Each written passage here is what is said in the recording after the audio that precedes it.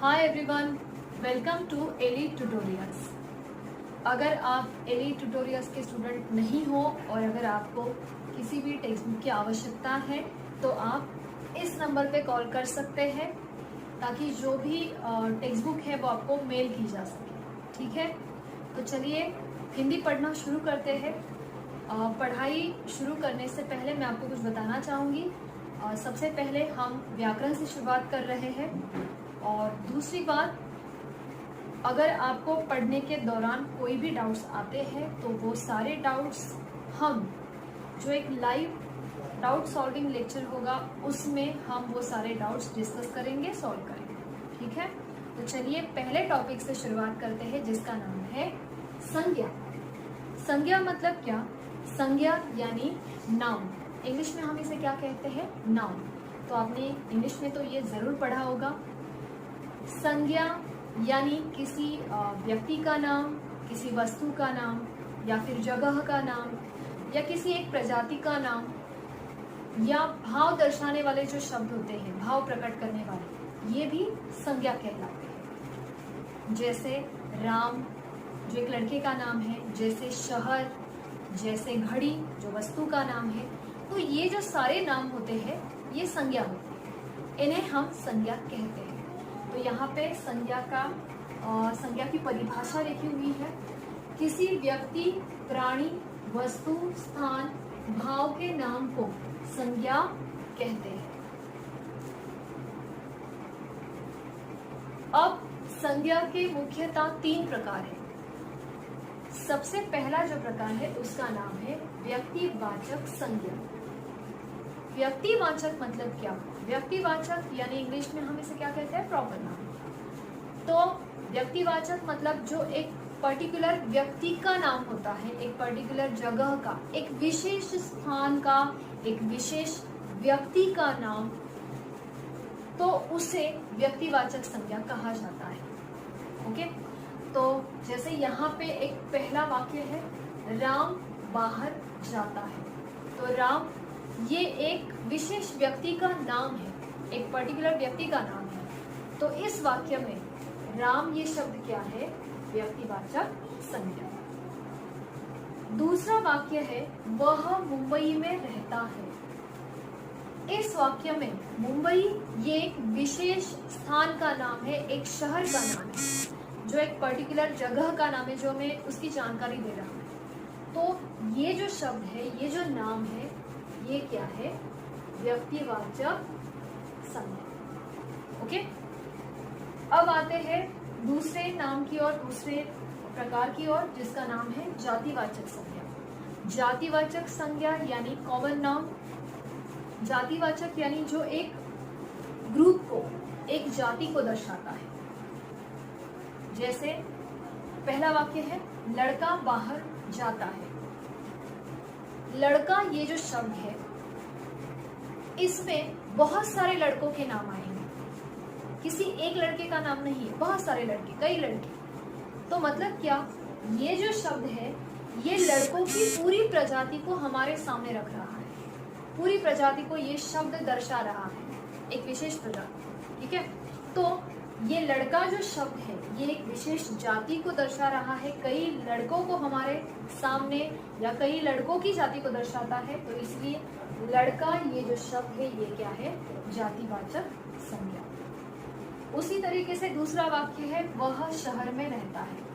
अब यहाँ पे शहर, कौन सा शहर एग्जैक्टली बताया नहीं है, तो इस शब्द में भी कई सारे शहर आ सकते हैं। तो ये शहरों की जाति को ये शब्द हमारे सामने रख रहा है। तो शहर ये जो शब्द है ये क्या है? जातिवाचक संज्ञा। तो व्यक्तिवाचक और जातिवाचक ये दोनों में क्या फर्क है ये तो आपको समझ में आ ही गया होगा। कुछ और उदाहरण के द्वारा हम जानेंगे। जैसे कि गंगा, गंगा अगर ये शब्द मैं बोलती हूँ तो गंगा शब्द क्या है? गंगा ये व्यक्तिवाचक संज्ञा है। और अगर मैंने नदी कहा तो नदी क्या है? जातिवाचक संज्ञा। यस। अब पहाड़, तो पहाड़ शब्द क्या होगा? जातिवाचक। और अगर मैंने बोल दिया हिमालय, तो हिमालय क्या है? व्यक्तिवाचक संज्ञा। उसी तरीके से देश, देश शब्द किस में जाएगा? यस, जातिवाचक में। और भारत शब्द किस में जाएगा? व्यक्तिवाचक संज्ञा। तो ये फर्क है व्यक्तिवाचक और जातिवाचक। कुछ ऐसे शब्द हैं जो व्यक्तिवाचक संज्ञा में भी आ सकते हैं और जातिवाचक संज्ञा में भी आ सकते हैं। तो ये समझने के लिए हम एक वाक्य देखेंगे। आजकल समाज में रावणों की कमी नहीं है। आजकल समाज में रावणों की कमी नहीं है। तो रावण ये जो शब्द है, वैसे तो ये एक व्यक्ति का नाम था, रावण ये व्यक्ति का नाम है, तो वो व्यक्तिवाचक संज्ञा होता है। लेकिन इस वाक्य में वो व्यक्तिवाचक संज्ञा नहीं है, ये जातिवाचक संज्ञा है। कैसे और क्यों? तो रावण ये जो शब्द है, हमारा वाक्य क्या है कि आजकल समाज में रावणों की कमी नहीं है। यानी कि यहाँ पे रावण शब्द समाज के सारे बुरे लोगों को हमारे सामने रख रहा है, या सारे बुरे लोगों को हमारे सामने दर्शा रहा है। इसीलिए यहाँ पे ये जो रावण शब्द है, ये व्यक्तिवाचक संज्ञा नहीं है, ये क्या होगा? जातिवाचक संज्ञा। तो कुछ ऐसे शब्द होते हैं जो व्यक्तिवाचक संज्ञा में भी आते हैं और जातिवाचक में भी आते हैं। वाक्य पर निर्भर होगा कि उनकी पहचान क्या करनी है। ठीक है, तो ये आपको दोनों संज्ञाएं समझ में आ ही गई होंगी। और जो तीसरा प्रकार है उसका नाम है भाववाचक संज्ञा। भाववाचक मतलब क्या? जो गुण, दोष, भाव और अवस्था ये दर्शाने वाले शब्द। तो गुण मतलब क्या? सबको पता है, जैसे अच्छाई है, जैसे ईमानदारी है, दयालु है, ये जो शब्द है ये गुण में आते हैं। और दोष मतलब जैसे बुराई, जैसे क्रोध, जैसे लालच, ये जो सारे शब्द हैं ये क्या दर्शाते हैं? दोष दर्शाते हैं। अब तीसरा है भाव। भाव मतलब हमारी भावनाएं, जैसे दयालुता है, जैसे क्रोध है, ऐसे कई और भी शब्द हैं, जैसे गुस्सेल, जैसे स्नेह भरा। तो ये जो सारे शब्द हैं ये भाव दर्शाते हैं। भाव यानी जिन्हें हम अनुभव करते हैं, महसूस करते हैं, उन्हें हम देख नहीं सकते, छू नहीं सकते, बस अनुभव कर सकते हैं, महसूस कर सकते हैं। तो ऐसे जो शब्द है वो होते हैं भाव दर्शाने वाले शब्द। और लास्ट में है अवस्था। अवस्था यानी जैसे शरीर की अवस्था। तो ये जो सारे शब्द आते हैं ये किसमें जाएंगे? भाववाचक संज्ञा में। अब इसमें हम पहला वाक्य देखेंगे। उसे तुरंत क्रोध आया, मतलब उसे बहुत जल्दी क्रोध आया। क्रोध मतलब क्या? गुस्सा। तो क्रोध जो है ये शब्द हमारे भाव में आता है, भावनाओं में आता है, जो हम महसूस करते हैं क्रोध को। तो ये क्या है? भाववाचक संज्ञा। और दूसरा वाक्य है बचपन तो सभी को प्रिय होता है। बचपन, बचपन ये जो शब्द है ये अवस्था दर्शाता है। तो ये शब्द क्या है? भाववाचक संज्ञा। तो बचपन के जैसे और भी शब्द ये होते हैं, जैसे मोटापा है, जैसे बुढ़ापा है, जवानी है। तो ये जो अवस्था दर्शाने वाले शब्द है ये भी किसमें जाएंगे? भाववाचक संज्ञा। ठीक है। अब और ये जो 3 संज्ञाएं हैं ये मुख्य संज्ञाएं हिंदी भाषा में, लेकिन जो कि अंग्रेजी व्याकरण के प्रभाव के कारण इसमें और 2 संज्ञाएं भी है सम्मिलित की गई है, जिनका नाम है समूहवाचक संज्ञा और द्रव्यवाचक संज्ञा। तो अब हम वो आगे की 2 संज्ञाएं पढ़ेंगे।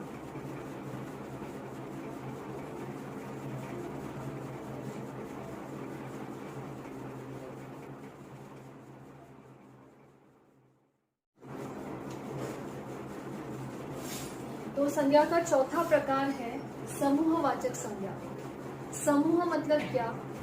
एक ग्रुप, यानी जो शब्द सुनने के बाद हमारे दिमाग में कई सारे व्यक्ति या कई सारी चीजें आती हैं, कई सारे प्राणी आते हैं, ऐसे शब्द। जैसे कि भीड़। जब भीड़ शब्द हम पढ़ते हैं या सुनते हैं तो हमारे दिमाग में एक ही व्यक्ति नहीं आता, बल्कि कई सारे व्यक्ति आते हैं। तो ऐसे जो बहुत ही बड़े ग्रुप को दर्शाने वाले, जो समूह दर्शाने वाले जो शब्द होते हैं वो होते हैं समूहवाचक संज्ञा। जैसे पहला वाक्य, वहां बहुत भीड़ है, तो इसमें समूहवाचक संज्ञा शब्द कौन सा है? भीड़। दूसरा है, प्राणियों का झुंड निकला, तो झुंड मतलब क्या? उसमें एक दो प्राणी नहीं है, बहुत सारे प्राणी हैं, तो झुंड शब्द भी क्या है? समूहवाचक संज्ञा। इस प्रकार से सेना शब्द है, पलटन है, फिर गुच्छा है, जैसे फूलों का गुच्छा होता है, चाबियों का गुच्छा होता है। उसके बाद पलटन शब्द है या सेना जो कि सिपाहियों की होती है, या फिर मेला शब्द है। जब मेला ये शब्द हम सुनते हैं तो हमारे दिमाग में बहुत एक बड़ा दृश्य आता है जिसमें कई सारे बेचने वाले हैं, खरीदने वाले हैं, कई सारी वस्तुएं हैं। तो इस प्रकार से जो शब्द समूहों को रिप्रेजेंट करते हैं, समूह को दर्शाते हैं, ऐसे शब्दों को क्या कहते हैं? समूहवाचक संज्ञा। ओके। फिर द्रव्यवाचक संज्ञा, ये पांचवा प्रकार है। द्रव्यवाचक में 3 प्रकार के शब्द आते हैं। एक तो है द्रव,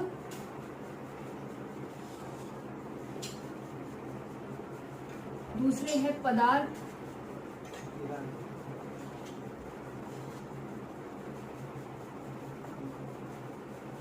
फिर है धातु। तो ये 3 प्रकार के शब्द इसमें आते हैं। द्रव मतलब क्या? द्रव यानी जो बहने वाले पदार्थ होते हैं, यानी दूध, पानी, घी, शहद, ये सारे शब्द। पदार्थ यानी इसमें मिठाई, खाने पीने की चीजें, या अनाज, गेहूं, चावल, ये सारे शब्द आएंगे। और धातु मतलब सोना, चांदी, पीतल, लोहा, ये जो सारे शब्द है ये किस में जाएंगे? धातु। ठीक है, तो ये सारे शब्द क्या कहलाते हैं? द्रव्यवाचक संज्ञा। आजकल, इसमें पहला एग्जाम्पल देखिए, आजकल सोना महंगा हो रहा है, तो इसमें द्रव्यवाचक संज्ञा कौन सी है? सोना। दूसरा वाक्य, उसे पानी दो, तो पानी जो शब्द है ये क्या है? द्रव्यवाचक संज्ञा, जो कि ये द्रव है, द्रव यानी बहने वाला। तो इस प्रकार से ये संज्ञा के 5 प्रकार हो गए। ये जो 5 प्रकार पढ़ने के बाद आपको ये संज्ञा टॉपिक समझ में आ ही गया होगा। इसमें 2 प्रकार से प्रश्न पूछे जाते हैं। एक तो वाक्य में से आपको संज्ञा का जो संज्ञा के प्रकार है वो पहचानने होते हैं, या फिर वाक्य में सही संज्ञा का प्रयोग करना होता है। तो हमारे पास यहाँ कुछ प्रश्न है जो हम पढ़ेंगे और उसका स्वाध्याय है, उसे हम सॉल्व करेंगे। तो यहाँ कुछ भाववाचक संज्ञा के उदाहरण दिए गए हैं। जातिवाचक शब्दों से किस प्रकार भाववाचक संज्ञा बनती है ये हम यहाँ पढ़ सकते हैं। जैसे मानव, इस शब्द की भाववाचक संज्ञा है मानवता। मनुष्य, इसकी भाववाचक संज्ञा है मनुष्यत्व। तो आपको इस तरह से प्रश्न पूछा जाता है कि संज्ञाओं से भाववाचक संज्ञा बनाइए। जैसे और कुछ यहाँ पे उदाहरण है। विधवा, इस जातिवाचक शब्द से वैधव्य, ये भाववाचक संज्ञा बनी है।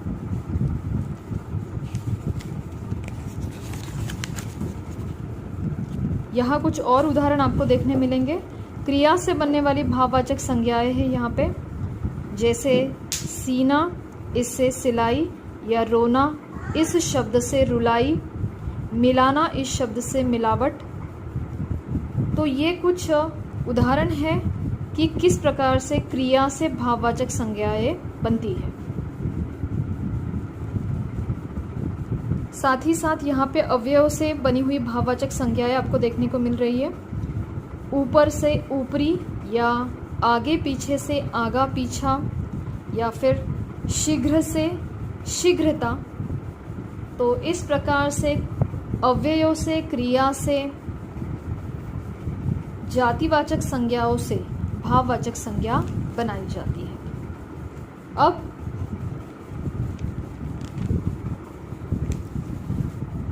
कुछ वाक्य हम पढ़ते हैं। जैसे पहला वाक्य है, इसमें आपको संज्ञाओं के भेद पहचानने हैं। रमेश दौड़ में शामिल हुआ।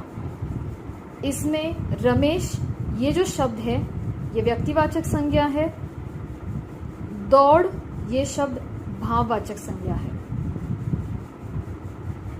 दूसरा, करीम दुकान पर गया, तो करीम ये जो शब्द है ये व्यक्तिवाचक संज्ञा है और दुकान शब्द जो है ये जातिवाचक संज्ञा है। तीसरा उदाहरण है, गांव के लोगों को सच्चाई का पता चला, तो गांव ये जो शब्द है ये जातिवाचक संज्ञा है, लोग ये भी जातिवाचक है और सच्चाई ये जो शब्द है ये भाववाचक संज्ञा है। आगे, समस्याओं के कारण सीता की पढ़ाई छूट गई। इसमें समस्या ये जो शब्द है ये जातिवाचक संज्ञा है, सीता ये व्यक्ति का नाम है, व्यक्तिवाचक संज्ञा है और पढ़ाई ये भाववाचक संज्ञा है। इसके बाद, चंद्रमा ने अंधकार का नाश किया, तो चंद्रमा ये जो शब्द है ये व्यक्तिवाचक संज्ञा में आता है, अंधकार ये भाववाचक संज्ञा है।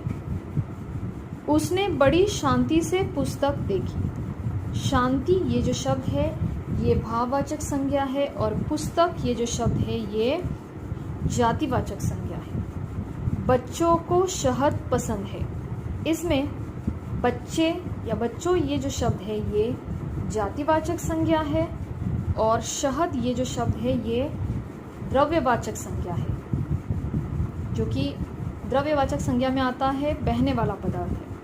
फिर, राम सेना में भर्ती हुआ, राम ये एक नाम है तो ये व्यक्तिवाचक संज्ञा है और सेना ये जो शब्द है ये समूहवाचक संज्ञा है, सेना यानी सिपाहियों की सेना। तो इस प्रकार से आपको वाक्यों में से संज्ञाएं पहचाननी है। अब यहाँ कुछ शब्द हैं, कुछ शब्द तथा उनसे बनी हुई भाववाचक संज्ञाएं दी गई है। सही उत्तर पर आपको सही का निशान लगाना है। और एक प्रश्न है, निम्नलिखित शब्दों से भाववाचक संज्ञाएं बनाइए। तो जैसे कैसे बनना है, लड़का लड़कपन, अच्छा अच्छाई, सफ़ेद सफ़ेदी, इस प्रकार से आपको भाववाचक संज्ञाएं तैयार करनी है। इस प्रश्न में नीचे कुछ शब्द तथा उनसे बनी भाववाचक संज्ञाएं दी गई है। सही उत्तर पर आपको सही का निशान लगाना है। तो पहला है मीठा, मीठा से कौन सी संज्ञा बनती है, मिठास, मिठास ये भाववाचक संज्ञा है, हालांकि मिठाई भी है जो कि द्रव्यवाचक में जाता है। फिर हरा से हरियाली, उड़ना से उड़ान, इस प्रकार से आपको ये बाकी जो सारे शब्द है इनमें से सही संज्ञाएं पहचाननी है।